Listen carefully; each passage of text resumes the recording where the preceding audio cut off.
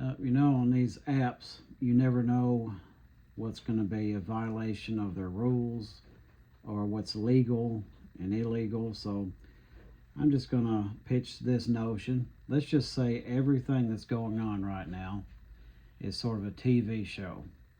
And I'm brought in and tasked with fleshing out and developing the plot lines and throwing in some nice reveals throughout the rest of the season.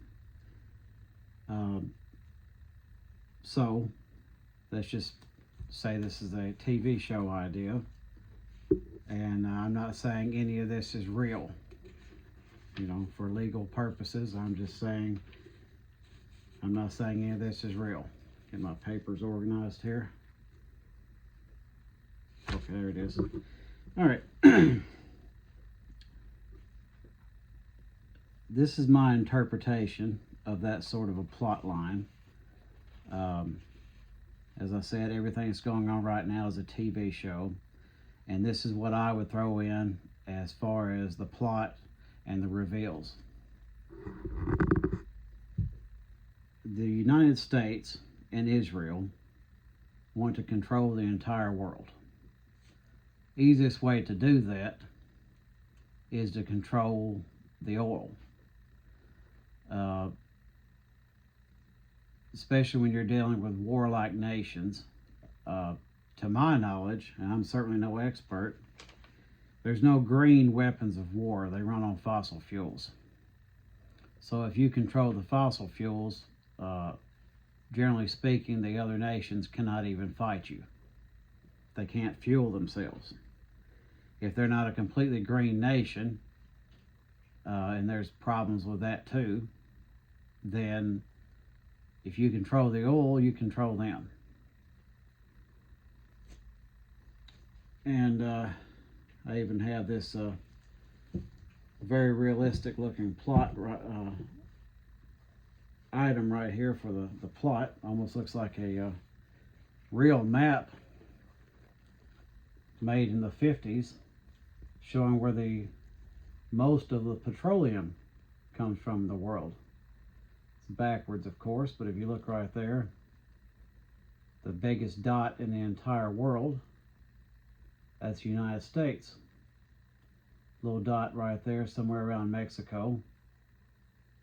The one at the very bottom, that is Argentina. And that second biggest one right there is Venezuela. I'm sure that doesn't hold any relevance to what's going on right now, but anyway, they control the oil.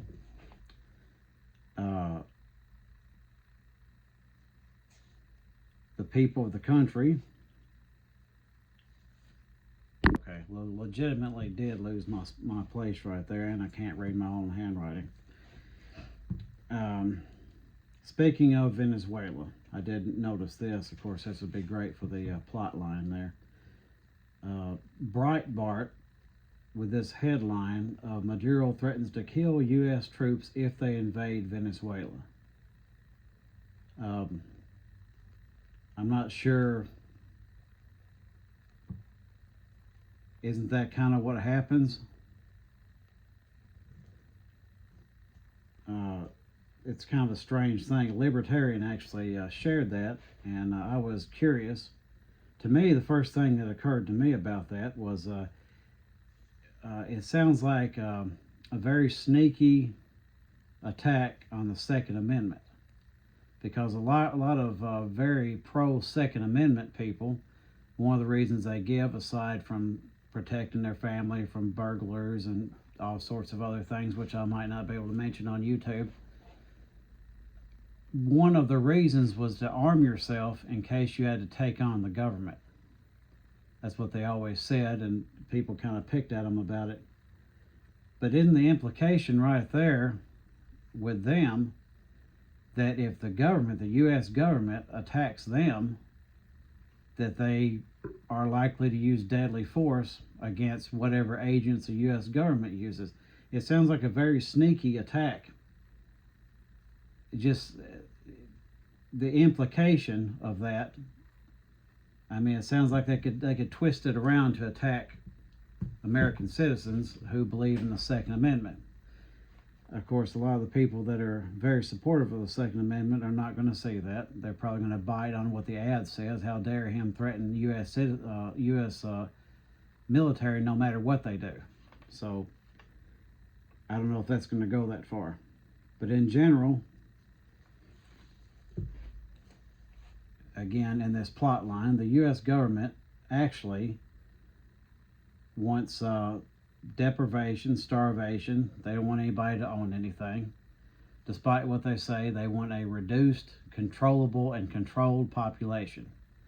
If you're not serving some sort of purpose for them, they do not need you alive. That's the reason they keep raising Social Security, the retirement age. They don't want you to ever have it. They don't want you to pass anything on to your next of kin but debt. And that's a lot of people think they bite onto, oh, these people don't know what they're doing, but in fact they know exactly what they're doing. It's very deliberate. It's not stupidity. They're doing it deliberately. They'd really like to disarm the citizens of the United States, but they're not going to do that yet. And the reason that they're not is because one of the reasons that they haven't done it is because that's a major deterrent to foreign invasion. The U.S. is actually impossible to invade. All the different terrain, you don't know who has a weapon. There's too many people. That's the real reason any right to bear arms has been kept. They're doing it for their own protection. Let's see. They've made it pretty clear, both parties, that they're trying to control body autonomy.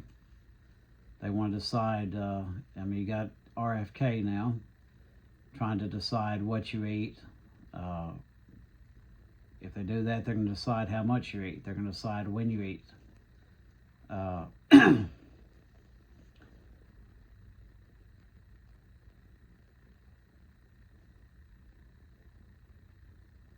Lost my place again.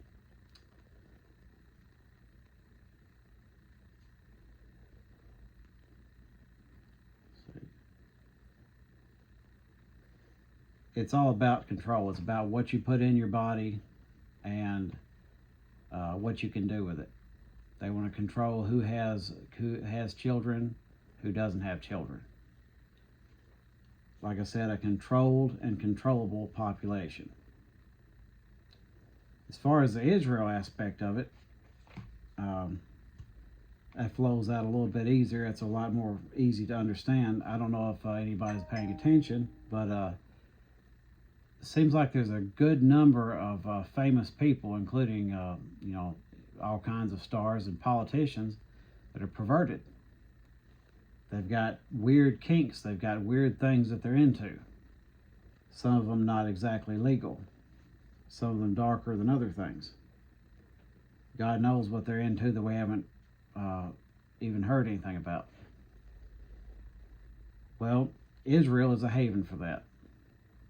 I mean, you can look it up. It's the truth. It's not anything with any sort of racial or prejudicial slant to it. It is what it is. It's in their own papers. Trump just got through sending a pervert back. Helped him get right back over there. And it's just, if you look at any of the things that the IDF films, the things that they're doing, it's like an army of serial killers. The police and politicians are the same thing. Netanyahu is actually somewhat moderate. That's what a lot of people don't understand. The Democrats are trying to downplay it and blame it just on Netanyahu. No, that's not accurate at all. So the government here super funds Israel. Israel is posturing up with the rest of the world, but in fact, without us holding their hand, they're nothing. They're absolutely nothing. They wouldn't last a month. They're barely handling it as is. So Israel gets funded. certain politicians and people get famous. There's even been this theory that some people are allowed to achieve success. I don't know how to word it exactly, but some people are allowed to achieve certain success and certain titles because of how dirty they are, because then they'll be controllable. And you could make a strong argument in this storyline that that is what's going on. So Israel buys these politicians, and I can make a whole separate video of how insane the financial institution is in the United States, but try to keep it as concise as I can here. But the politicians that aren't being bought are being blackmailed. They're being blackmailed because they're doing something, who knows what. But I don't care who you are or what your political slant is. It's a little strange, the weird loyalty they have to Israel. It's over the top. They're not like that with any other country. Why Israel? I mean, it's you can make a little bit of an argument if it's a Jewish politician or somebody like that, but the ones who aren't. I mean, in no way does it make any kind of sense, but that way especially doesn't make any sense. You don't hear them talking that way about England or Ireland or Scotland or Germany or anything like that. It's just like that with Israel. Something is going on there.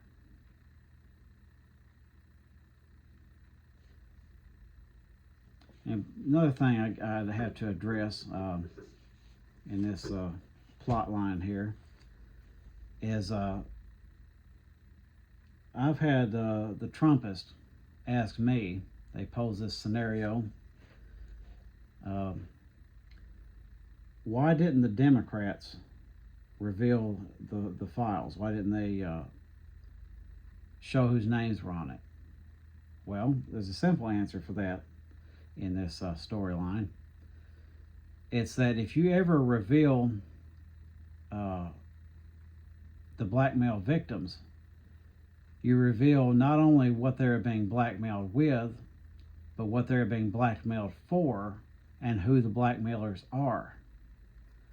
And that's going to be Israel. Ghislaine Maxwell's father worked for Mossad.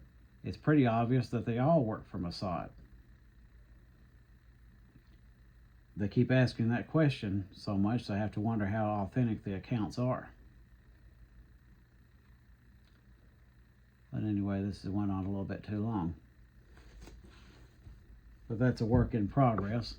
That's my based on true events. Not necessarily a real thing. But that would be my addition to the storyline that's going on right now. So, in summary, in that scenario, I would say don't ever vote for anyone who isn't against Israel 100%. They have to condemn Israel and agree to not send them a single penny and receive nothing from them, absolutely nothing. Or they don't get in office. If they're in office, they get voted out. I've got, in my state here in Tennessee, I think there's 7 representatives, 1 Democrat, the other 6 Republicans. None of them have signed on with Massey and Green to reveal the Epstein files to the date when I'm releasing this. I don't know, it might change. I doubt it. Now, why is that? Blackburn and Ogles both. Ogles is a terrible human being. Andy Ogles. They gave this big pitch about wanting that released, and now they're awful quiet. Wonder what's going on there. Anyway, that's it for now.